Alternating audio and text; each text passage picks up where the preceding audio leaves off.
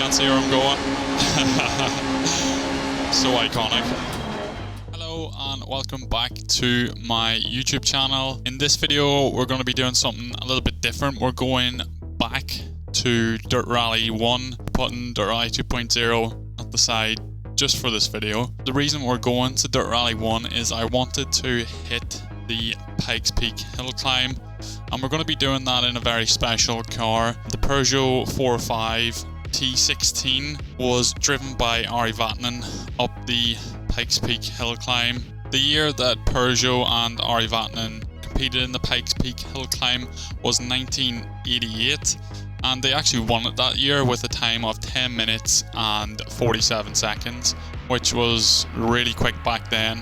And it was a full gravel course, and nowadays it is completely asphalt. So yeah, it was quite a crazy thing to do back then. Lots of risks were taken and you needed big balls basically, and a crazy car this is too. It was based on a 405, but obviously this was in the era whenever we had Group B cars at over 600 horsepower, 4-wheel drive and 4-wheel steering as well. So yeah, we're going to hit the Pikes Peak hill climb in Dirt Rally.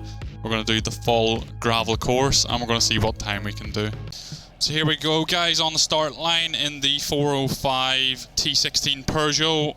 Of course the car famous for Vatanen's run, and we're going to go for a run now, so wish us luck. Here we go. Up to second gear already, up to third. Geared really short this car on the default setup. Now flat out over this crest, we can hold the throttle in. So yeah, pretty much on the default setup. The only thing I did tune was the rear differential.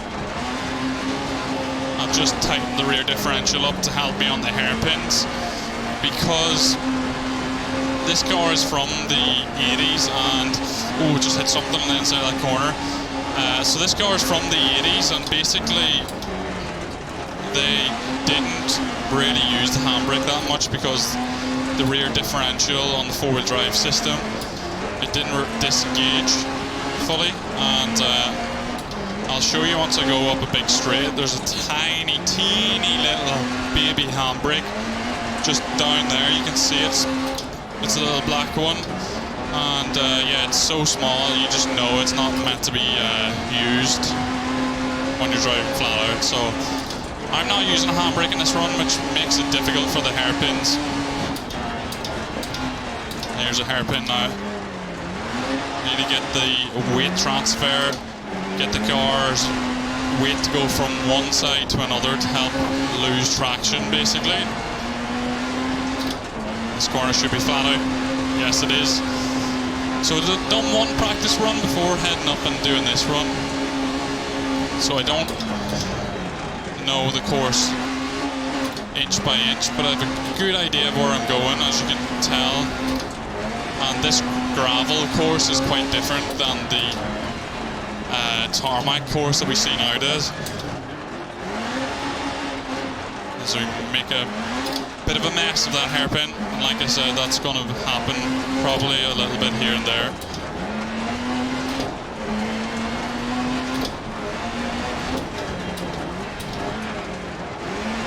Nice big power slide, and we cut a little bit. This corner tightens up just here.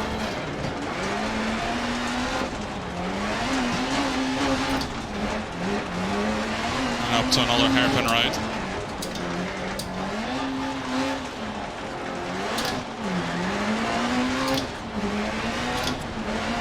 Carrying lots of speed around this corner.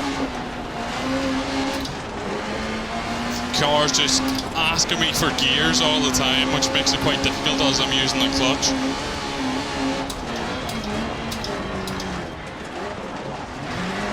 Got nice rotation there, big power slide. Scandinavian flick comes in handy, or a Scandi flick as I like to call it. Tricky right-hander here.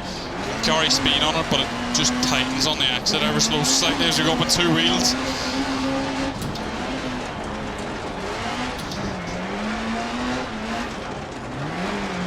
Yeah, absolutely nuts. 600 horsepower this car is. 4-cylinder engine, 6-speed gearbox,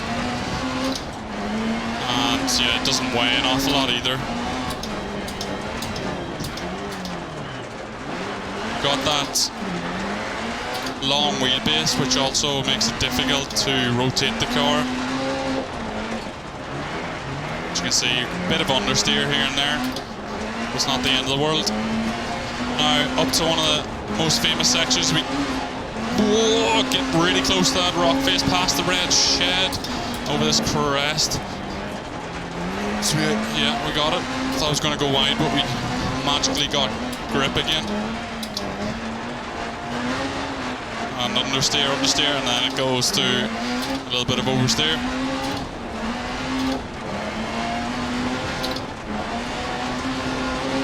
Oh, a bit too much speed, but it's okay.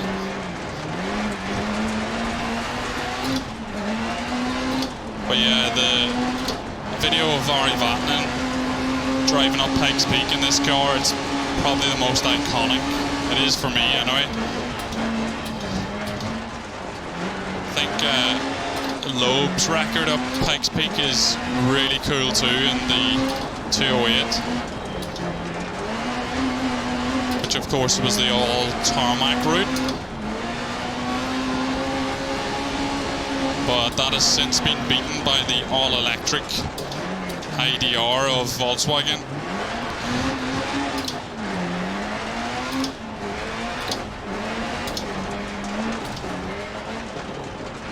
It's a long hairpin, we get the rotation, nice big slide. Got a few more hairpins to navigate. And when you're not using the handbrake, you just have to get your entry speed absolutely spot on, because if you have too much, you're probably going to get understeer, and too little, you won't get enough rotation. That was quite nice. Happy with that hairpin. Another little hairpin.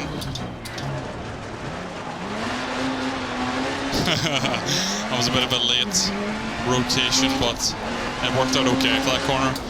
A late apex kind of suited it.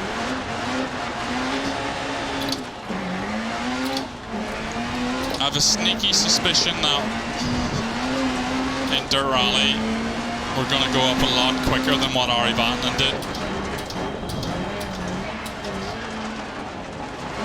So yeah, a bit of rotation again, you just have to be patient.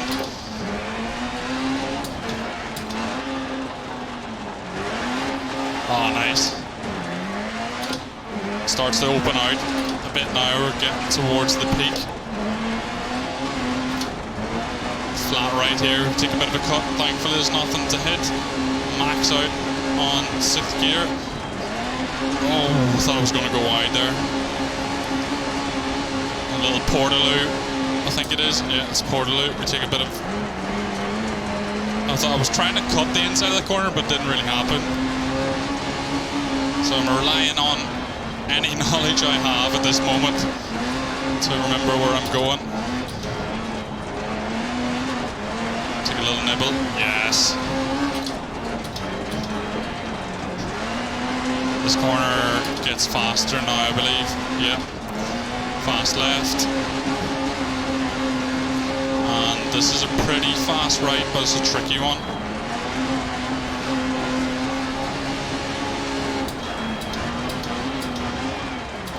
Oh, I went for the handbrake offset, I don't have it even assigned. But yeah, it was a little bit deep.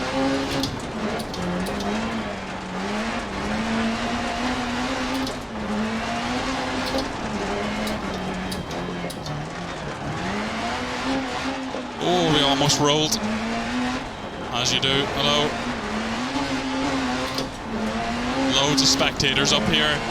I'm assuming they've been up here all day because there's no access roads up to the top of the peak. So you've got a bit of dust. Of course, we're going to have to pull out one of these Vatanen I can't see, blocking the sun. Can't see where I'm going. So iconic.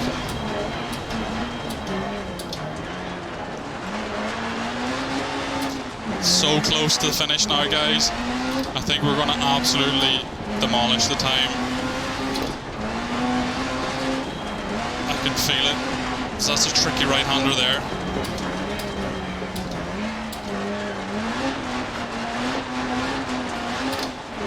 And around the final corner. We'll see what time it is then once we cross the finish line. Felt pretty good. What's it going to be? An 8:38, which I believe is over 2 minutes faster than what Ari done. I think Ari done it at 10:47. So yeah, we've absolutely demolished that.